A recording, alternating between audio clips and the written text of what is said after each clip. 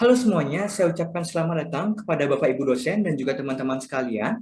Semoga Bapak Ibu dan teman-teman sekeluarga selalu sehat di keadaan pandemi seperti ini. Di video ini, kita akan membahas mengenai Introduction to Project Management Anti-Patterns for College Student yang telah dibawakan oleh Bapak Mauli dan Bagus Afridian Rashid yang merupakan founder dan juga CEO dari Rashid Institute dan juga SimHive. Pada saat kuliah tamu workshop produksi perangkat lunak yang diadakan pada Jumat waktu lalu. Oke, sebelum saya melanjutkan, izinkan saya untuk memperkenalkan diri saya terlebih dahulu. Perkenalkan, nama saya Iggy Raka Sediantara, biasa dipanggil Raka, dari kelas 2 D3 Teknik Informatika A dengan NIRP 2103191002. Baik, mari kita masuk ke pembahasannya.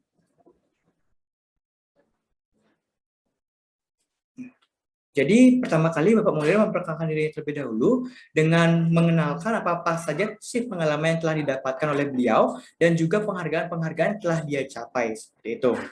Oke, berikutnya juga Bapak Maulidan mempromosikan salah satu produknya yakni SimHive yang merupakan virtual exhibition platform. Dan sekarang mari kita masuk ke inti pembahasan dari video ini, yakni Project Management Anti-Patterns yang merupakan hal-hal yang menyimpang dalam pengerjaan suatu proyek, khususnya proyek IT. Seperti itu. Nah, di pembahasan sebelumnya juga, sebenarnya kita telah mempelajari mengenai UX design, ada 5 layer, lalu juga agile development, dan juga design patterns. Dan pada video kali ini, tentu kita akan membahas mengenai anti-patterns itu sendiri. Oke, selanjutnya kita akan membahas mengenai modern management. Terdapat beberapa poin. Yang pertama, dalam modern manajemen itu sendiri harus bisa menyelesaikan masalah personal dan juga interpersonal dalam timnya. Yang kedua, meletakkan manusia sebagai capital, bukan resource. Dalam artian, jika manusia diletakkan sebagai resource, ia hanya bisa dimanfaatkan saja, dan ia tidak bisa menjadi role model dalam suatu tim tersebut. Beda dengan capital, ia bisa dijadikan role model, dan ia bisa membedakan yang mana yang harus dilakukan, yang mana tidak baik untuk dilakukan, seperti itu. Lalu yang ketiga, terdapat metode komunikasi tidak dibatasi ruang dan waktu. Yang keempat, hal-hal yang menjadi barrier dan mengurangi produktivitas mulai dieliminasi. Misalkan message chain dan juga middleman. Dalam artian semisal dalam suatu tim, jika kita ingin bertanya ke seseorang, kita tidak perlu bertanya ke orang lain. Misal kita ingin bertanya kepada A, tapi ternyata di SOP itu ada kita mengharuskan untuk kita harus jika kita ingin bertanya ke A, kita harus ke orang B terlebih dahulu. Nah, itu harus dieliminasi atau dihilangkan, seperti itu. Yang kelima, mulai mendidik manusia atau anggota tim agar dapat menyelesaikan masalah-masalah interpersonal mereka tanpa intervensi manajemen. Dalam artian, ia bisa dengan sendirinya orang dalam tim tersebut bisa menyelesaikan masalah pribadinya, seperti itu. Tidak perlu lagi diberitahu atau diinstruksikan oleh manajemennya atau atasannya, seperti itu. Yang ketiga, fokus pada 3 hal. Yang pertama, software proses, resource management, dan juga external relationship, seperti itu.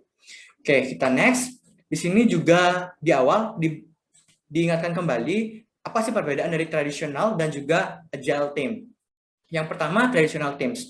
Dia itu berlaku top down, dalam artian terdapat project team lead yang akan menanggung-jawabi orang-orang yang ada di bawahnya, di susunan atau di struktur di bawahnya ini yang saya kursor. Nah, berbeda dengan agile teams yaitu bottom up yang dalam artian satu orang dan orang lainnya itu tidak ada jabatan atau kedudukan yang lebih tinggi, semuanya sama. Maka dari itu dibentuk atau gambar pada slide ini orang-orangnya itu ada dalam suatu lingkaran yang sejajar, seperti itu. Jadi tidak ada struktur dari atas dan juga ke bawahnya, seperti itu. Lalu yang kedua, jika traditional teams ada command dan juga control, namun jika agile team itu lebih ke kolaborasi. Jadi di timnya itu mementingkan kolaborasi daripada perintah ataupun kontrol dari atasannya. Lebih kolaboratif untuk agile teams. Lalu untuk traditional teams, ya micromanage, namun untuk agile teams dia lebih self-organized, dalam artian dia bisa memanajemen dirinya sendiri, dia tahu apa yang harus dilakukannya. Berbeda dengan traditional teams, dia harus diinstruksikan dengan detail apa-apa saja yang harus dilakukan, seperti itu. Itu yang dinamakan micromanage. Lalu untuk traditional teams ada silo dan juga specialization. Lalu untuk agile teams itu cross-functional, dalam artian jika pada saat pembuatan desain dari suatu produk, ia harus bisa memposisikan walaupun mungkin keahliannya bukan di desain, ia harus bisa juga membantu tim desain dalam membuat desain awal dari suatu aplikasi atau suatu produk. Namun jika traditional teams, ia dikotak-kotakan sesuai dengan spesialisasi atau keahlian yang dimilikinya. Lalu berikutnya, untuk traditional teams itu ada formal. Jadi segala sesuatu itu harus dilakukan formal. Misalkan ada diskusi, itu juga harus dilakukan formal dan lain sebagainya. Untuk agile teams itu sendiri bisa dilakukan dengan informal, tapi tetap mengikuti kaedah-kaedah yang ada, seperti itu. Dalam artian jika kita ingin berdiskusi suatu hal, tidak harus ada moderator secara tidak harus ada ada notulensi secara lengkap atau yang lain sebagainya, seperti itu. Namun tetap dicatat hal-hal yang penting saja untuk informal ini, seperti itu. Lalu untuk traditional teams ini explicit dan agile teams ini tacit, seperti itu. Oke, masuk ke agile onions, diingatkan kembali di sini hal yang terpenting dari agile ini sendiri yakni mindset, lalu dilanjutkan dengan values, di bawahnya ada principle, lalu ada practice, dan terakhir ada tools dan juga proses, seperti itu.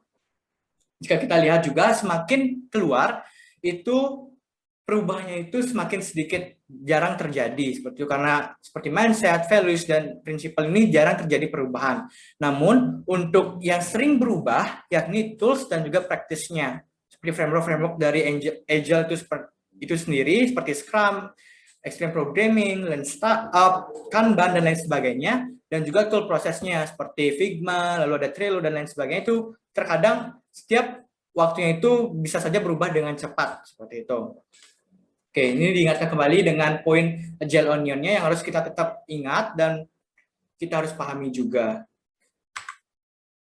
Nah, lalu kita masuk ke pengertian detail mengenai project management anti-patterns. Apa sih itu? Ini merupakan praktik-praktik buruk atau permasalahan-permasalahan yang umum terjadi dalam proyek IT yang berakar pada masalah personality, management, culture, dan juga environment-nya. Jadi hal-hal tersebutlah, keempat hal yang telah ditebalkan ini yang harus kita atasi jika memang terdapat permasalahan mengenai hal tersebut. Seperti itu. Khususnya pada tim kita pada saat membuat proyek IT atau suatu produk. Seperti itu. Oke, kita next. Jadi terdapat kutipan bahwa 80% problem software development datang dari aspek dari aspek non-teknikalnya, bukan aspek teknikalnya. Dalam artian pada saat pembuatan suatu development suatu produk, ternyata hal yang lebih mempengaruhi itu adalah aspek-aspek seperti komunikasi dari tim itu sendiri, lalu bagaimana manajemen timnya, bagaimana pendisiplinan dari sebuah kegiatan di dalam tim tersebut, dan lain sebagainya yang lebih ke aspek non-teknikal, seperti itu. 20%-nya itu merupakan aspek teknikal pada saat development-nya. Nah, kenapa sih lebih besar 80% non-teknikalnya? Karena nanti jika di non-teknikal ini bermasalah, pasti akan merambat ke bagian teknikalnya.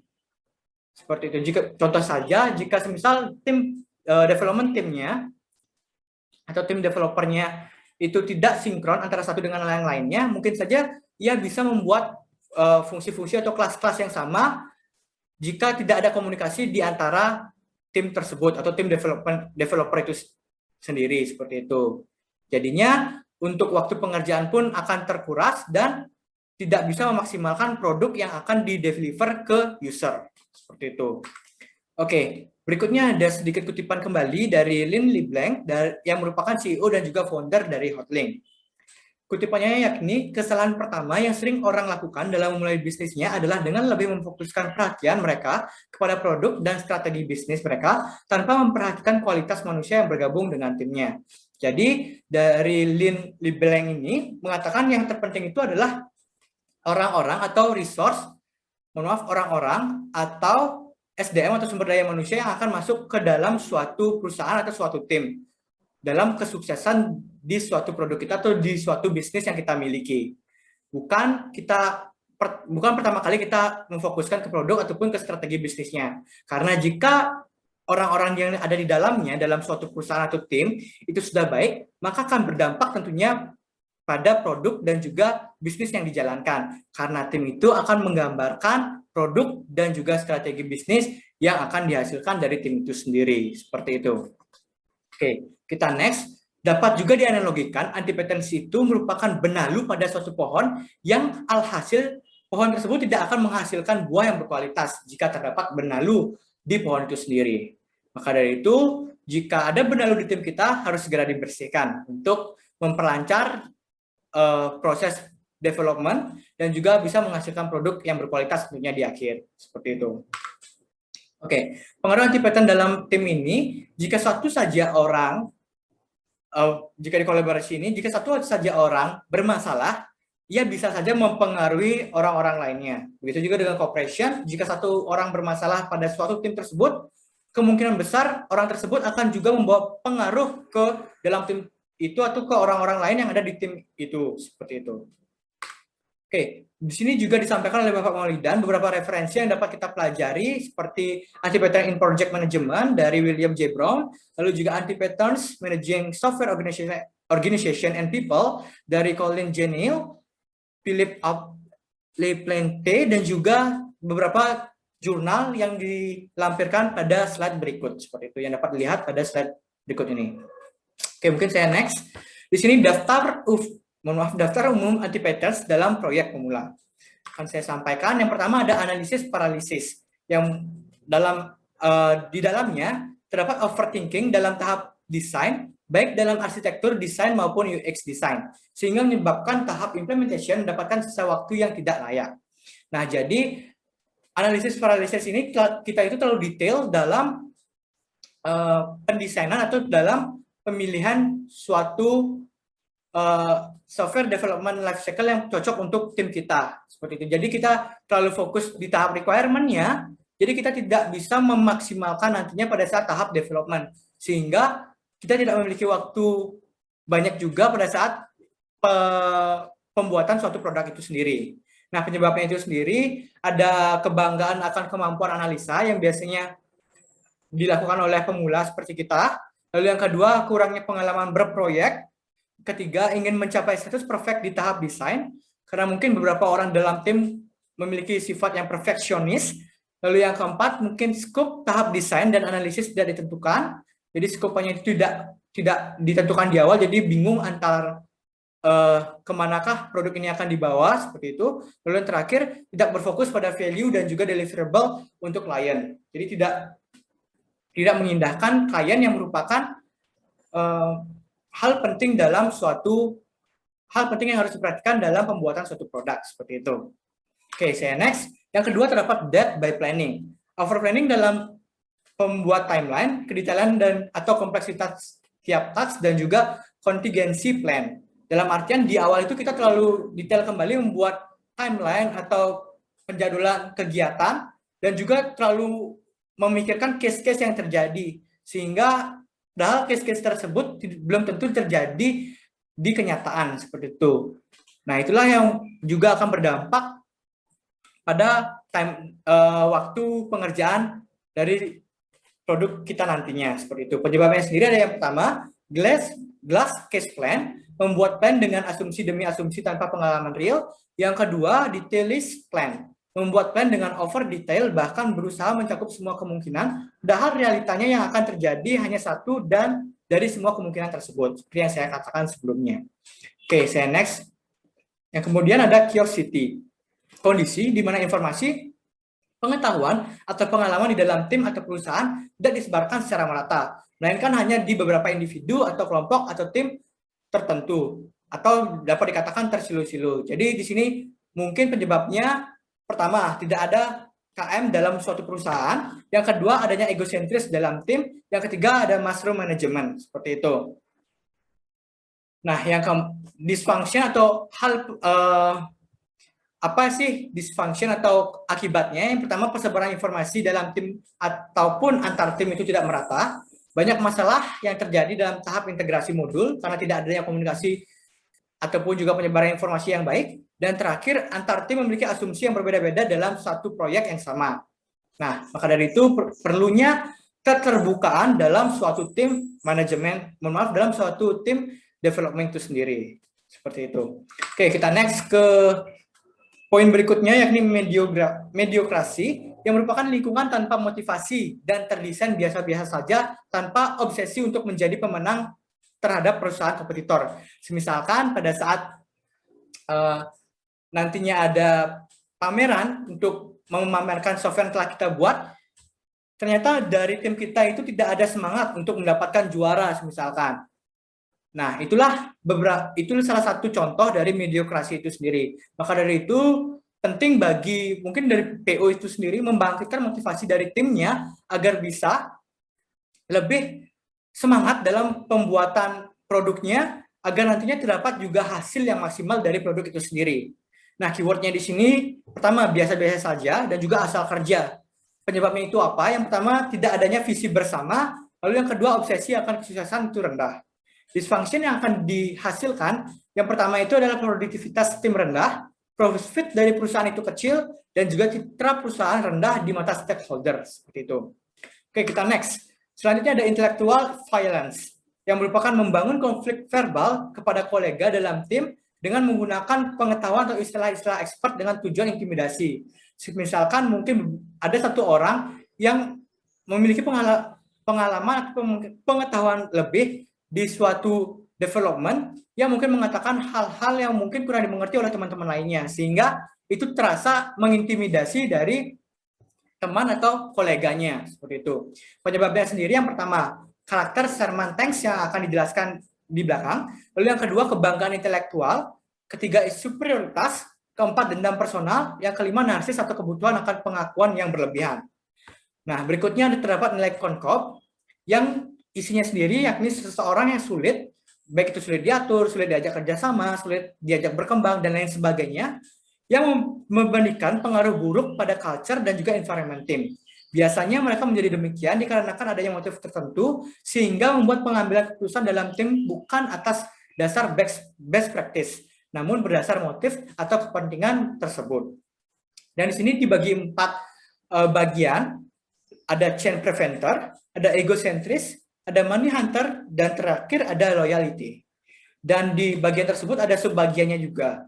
Dan dapat dilihat dari change preventer ini sendiri dapat 3 subbagian, ada anachronis, ada tweet, ada teach we got, lalu egocentric, ada slide lining, ada firebrand, ada egomaniac. Lalu untuk money hunter ada bonus monster, ada corporate shark, ada territorial Konkoff, dan untuk loyalty sendiri ada loose cannon, ada charis, dan juga careeris, dan juga ada saboteur, seperti itu. Oke, kita bahas satu persatu. Dimulai dari bagian change preventer, bagian anachronis. Nah, anachronis ini yakni tipe Konkoff yang menolak perubahan dan inovasi dikarenakan tidak memiliki dasar pengetahuan maupun detail dari inovasi tersebut. Penyebabnya ada mental winners atau complainers, lalu kedua ada rendahnya antusiasme belajar, ketiga kurangnya kurangnya mental adaptif, dan keempat terjebak dalam zona nyaman. Untuk solusinya sendiri, ada edukasi mental ke arah human capital, seperti itu. Oke, saya percepat. Di sini ada tweet, third world information trouble, yakni tipe Konkoff dengan latar belakang kehidupan dari dunia ketiga sehingga cenderung khawatir akan tantangan perubahan dan juga inovasi. Hampir mirip dengan yang tadi, dengan penyebabnya sendiri yang pertama, kurang luasnya wawasan, khususnya di dalam dunia IT. Kedua, mental inferior, dan ketiga, tidak punya pandangan visioner. Untuk solusi khususnya sendiri, yang pertama, membangun confidence dalam dirinya, lalu yang kedua, memberikan pendampingan secara emosional, khususnya dalam pengelolaan stres, dan terakhir, membangun kedekatan secara personal.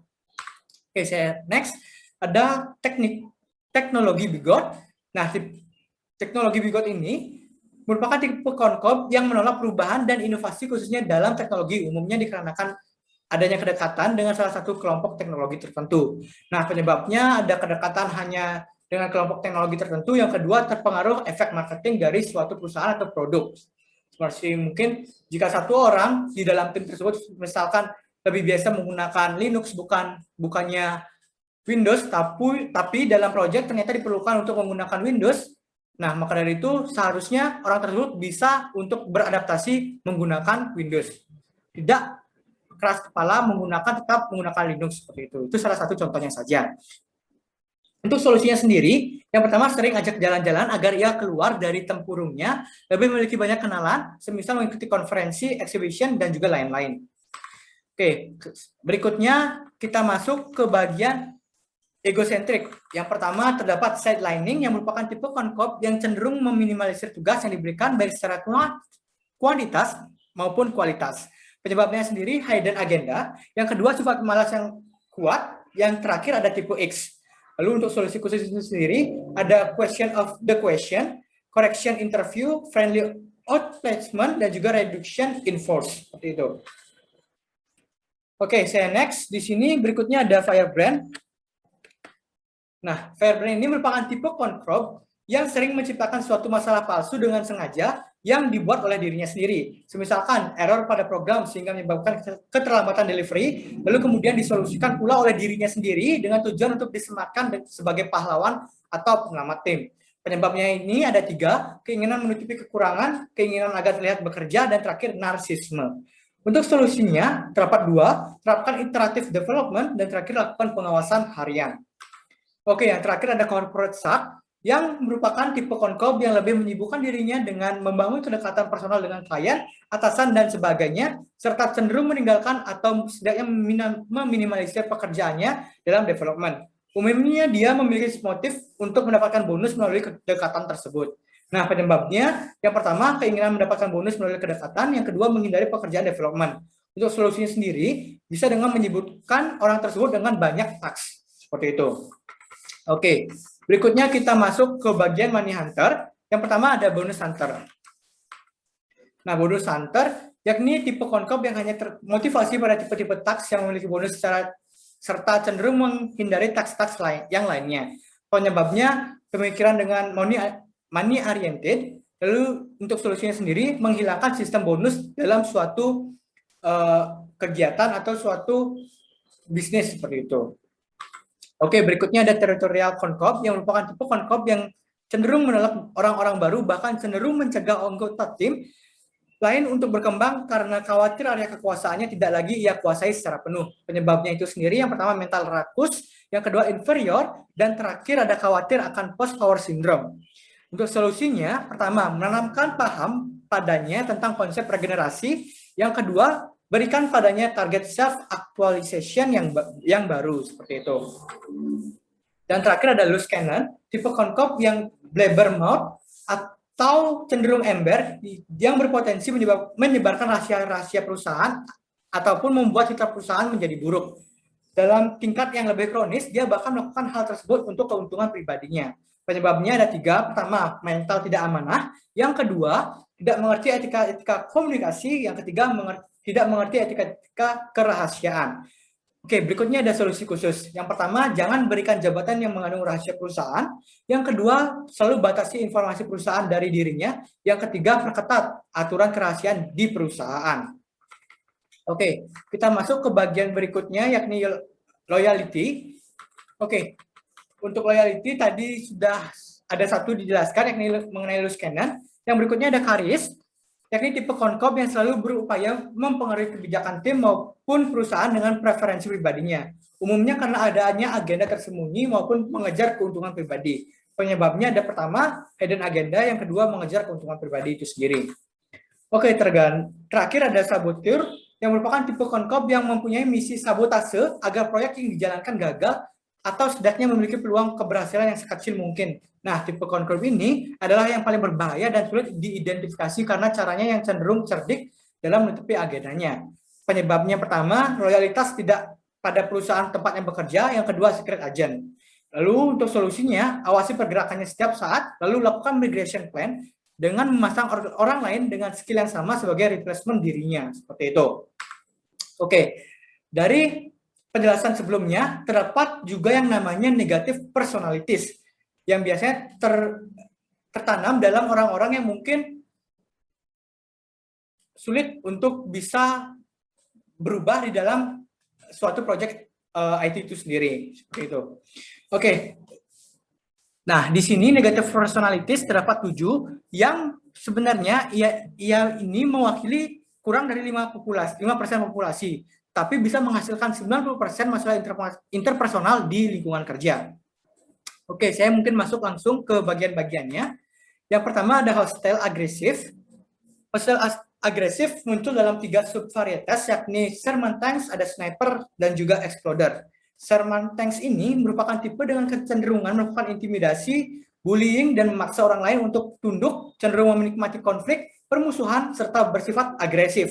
Untuk Snipers, tipe yang menikmati konflik, namun suka berada di belakang dalam mempermalukan atau menjatuhkan nama baik orang lain melalui mengejek-ngejek orang tersebut. Catatannya, Sniper adalah salah satu negatif personality yang sangat sulit diperbaiki, seperti itu. Lalu berikutnya ada Exploder. Nah, merupakan tipe tenang dan tidak berlagak, namun dalam situasi tertentu, terutama di bawah tekanan, mereka akan keluar dari karakter dan melepaskan ledakan perilaku negatif, misalkan berteriak, mengumpat, menghina, dan lain-lain, seperti itu. Oke, yang kedua terdapat indecisive. Kepribadian indecisive ini tidak bisa membuat keputusan tentang sesuatu yang penting. Jadi, yaitu lebih memberikan orang lain untuk bisa mengambil keputusan-keputusan yang penting. Dia tidak bisa mengambil keputusan, walaupun keputusan itu diharuskan dirinya yang mengambilnya, seperti itu. Mungkin dikarenakan karena kurang percaya diri dengan dirinya sendiri dan juga mungkin orangnya kurang bertanggung jawab, seperti itu.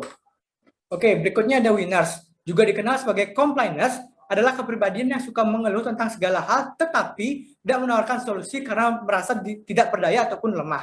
Selain itu, orang tipe ini suka menyeret semua orang agar mengikuti dirinya sehingga memberikan suasana negatif dalam lingkungan, seperti itu.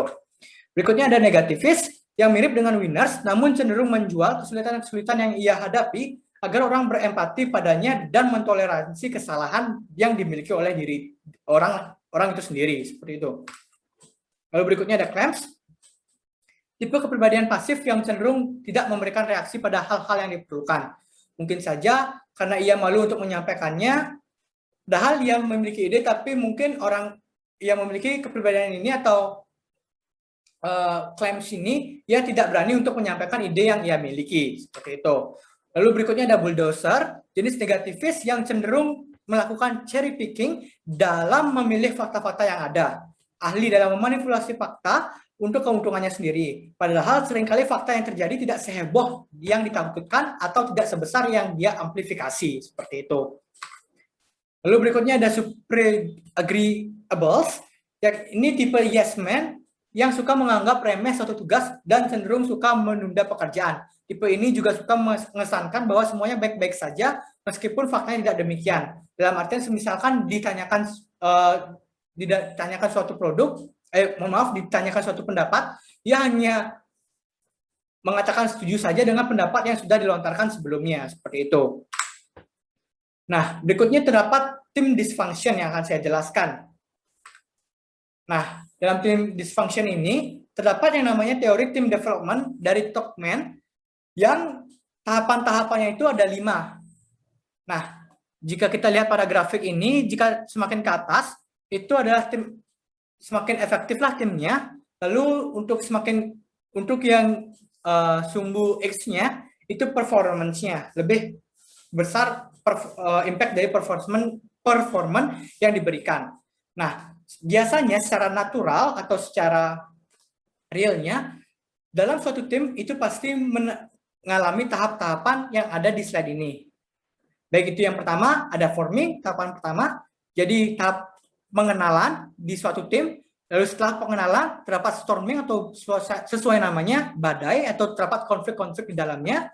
Nah, setelah terdapat konflik-konflik tersebut akan dibuat satu rules dan ini adalah tahapan norming, membuat norma-norma dalam tim itu sendiri. Dan setelah tahapan norming ini, maka tahap puncaknya yakni tahap performing, tahap ideal dari suatu tim. Nah, setelah performing mungkin saja diakhiri dengan tahap adjourning karena mungkin dari suatu tim tersebut akan kembali ke dream mereka atau ke impian-impian mereka yang lainnya dan mengakibatkan tim ini akan kembali ke jalannya masing-masing, seperti itu. Oke, itulah tadi mengenai tim development dari Tuckman. Selanjutnya ada tim dysfunction. Nah, tim dysfunction ini terdapat 5 layer.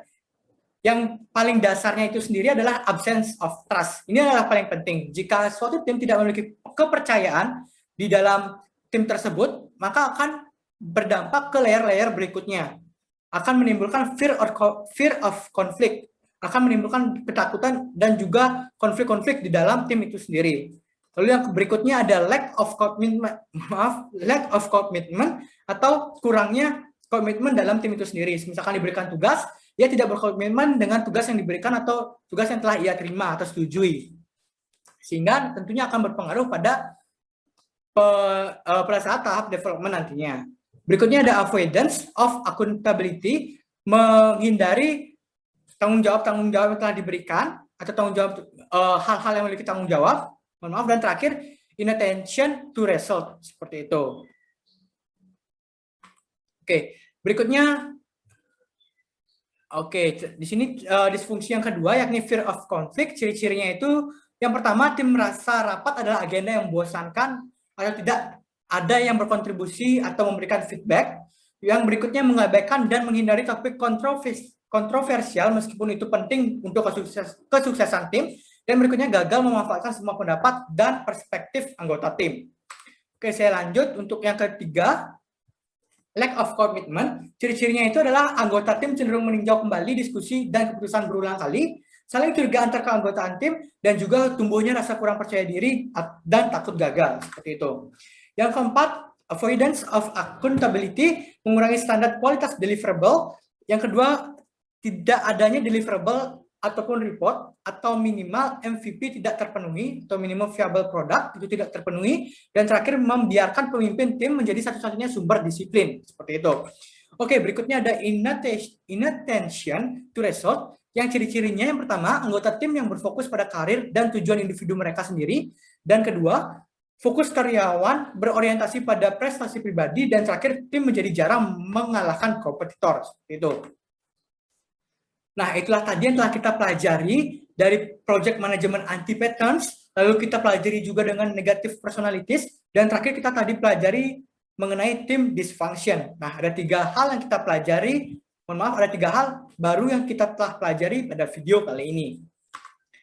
Oke, anti-patterns dapat dimitigasi dengan merefaktor mindset. Dimitigasi ini dalam artian dicegah sebelum hal-hal dalam anti-patterns ini terjadi. Nah, merubah atau merefaktor mindset ini tidak dapat dilakukan 1-2 hari. Namun, perlunya waktu dalam merubah mindset seseorang. Karena mindset ini sangat sulit tentunya untuk diubah, seperti itu. Karena sudah tertanam mungkin dari diri orang itu sejak kecil, seperti itu. Oke, terdapat juga 2 mindset. Yang pertama ada fixed mindset dan juga agile mindset. Mungkin saya sedikit menjelaskan. Untuk fixed sendiri, ia seperti dia seperti tinggi. Nah, yaitu cenderung menganggap dirinya itu tidak bisa berkembang. Berbeda dengan agile, yaitu menganggap dirinya itu terus bisa berkembang, mempelajari hal-hal baru, dan dapat dianalogikan seperti otot. Nah, lalu yang berikutnya ada goal. Untuk fixed sendiri, goal dalam ia melakukan sesuatu itu hanya untuk terlihat baik. Tapi untuk agile mindset, ia untuk dalam melakukan sesuatu, goalnya itu adalah untuk belajar. Berikutnya, dalam dihadapi suatu challenge, fixed mindset itu lebih cenderung menghindar. Berbeda dengan agile, ia berani untuk mengambil challenge atau tantangan yang ada. Lalu untuk kegagalan sendiri, atau jika fixed ini, ia mendefine atau menganggap kesalahan itu adalah dari karena dirinya, seperti itu.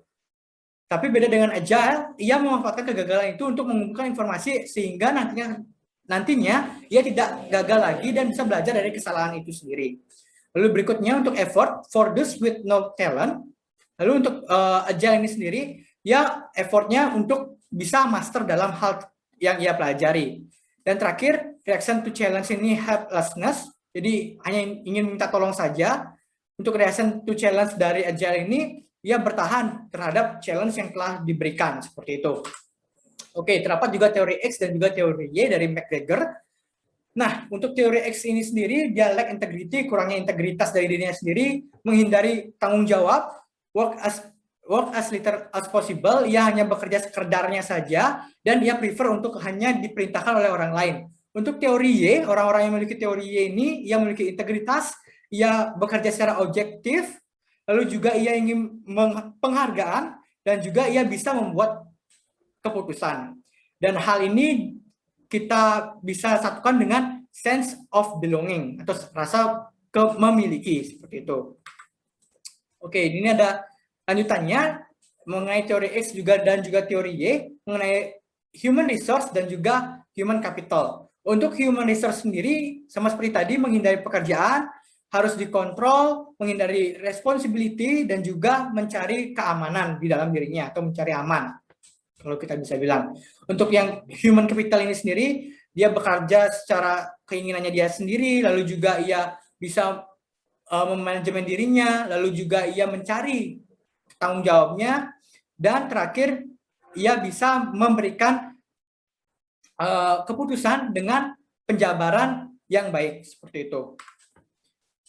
Oke, lanjut ke human resource versus human capital. Untuk human resource, sifat tumbuh kembangnya pasif, dapat dikatakan tumbuh seperlunya. Untuk human capital, aktif tumbuh dan berkembang tanpa batas. Untuk human resource, target manajemennya dipakai untuk apa? Lalu human capitalnya lebih dikembangkan ke arah mana? Seperti itu. Untuk human resource, lama kontrak perusahaan dalam kurun waktu singkat. Namun untuk human capital biasanya jangka panjang bahkan tanpa batas. Lalu untuk posisi umum di perusahaan biasanya human resource ini diletakkan di karyawan atau employee. Lalu untuk human capital biasanya pemegang saham, direksi, dan juga manajemen. Untuk mindset ke tempat kerja untuk human resource, dia itu dalam mindsetnya saya bisa dapat apa, namun untuk human capital saya sih bisa bantu apa pada saat saya ada di tempat kerja, begitu. Lalu lanjut ke efektif untuk startup, human resource ini tidak efektif, lalu untuk human capital ini sangat efektif. Seperti itu. Dari sini terdapat kutipan, mindset itu tidak terlahir, tapi ia dibentuk. Maka dari itu, perlulah juga orang-orang yang bisa membentuk mindset dari anggota tim lainnya. Sehingga anggota tim lainnya itu bisa belajar untuk membenahi apa-apa saja yang kurang dalam dirinya. Seperti itu. Dan perlu, saya tekankan kembali, waktu yang lama untuk membentuk mindset dari seseorang. Oke, di sini beberapa glosarium yang disampaikan oleh Bapak Maulidan atau yang ditampilkan oleh Bapak Maulidan. Dan terakhir dapat kata-kata mutiara dari Bapak Maulidan itu sendiri, mengetahui suatu ilmu adalah suatu pencapaian. Mau dan konsisten menerapkannya adalah pilihan kita. Maka dari itu setelah kita mendengarkan materi yang disampaikan di video kali ini, harapannya kita juga bisa untuk mengimplementasikannya di kehidupan nyata. Seperti itu. Dan sedikit kata-kata mutiara dari Thanos juga, the hardest choice require the strongest wills. Dalam artian, keputusan yang berat itu memerlukan kehendak yang kuat dari diri kita sendiri. Maka dari itu, kehendak harus dibangun di dalam diri kita. Maka dari itu, kita juga harus mengetahui, kita harus memiliki why, kenapa sih kita melakukan suatu hal. Maka dari itu saya yakin, pilihan yang berat pun dapat kita selesaikan nantinya. Oke, good luck untuk teman-teman semuanya. Semoga teman-teman selalu diberikan keadaan sehat di keadaan pandemi ini, dan semoga dari kuliah tamu yang kita dapatkan sebelumnya dapat kita terapkan pada saat development produk kita nantinya juga. Seperti itu. Oke, mungkin sekian dari saya. Mohon maaf jika di video kali ini terdapat kekurangan-kekurangan dari diri saya sendiri. Saya ucapkan mohon maaf sebesar-besarnya, dan saya juga mengucapkan terima kasih banyak kepada teman-teman dan juga Bapak Ibu dosen telah menonton video saya kali ini. Akhir kata saya ucapkan terima kasih.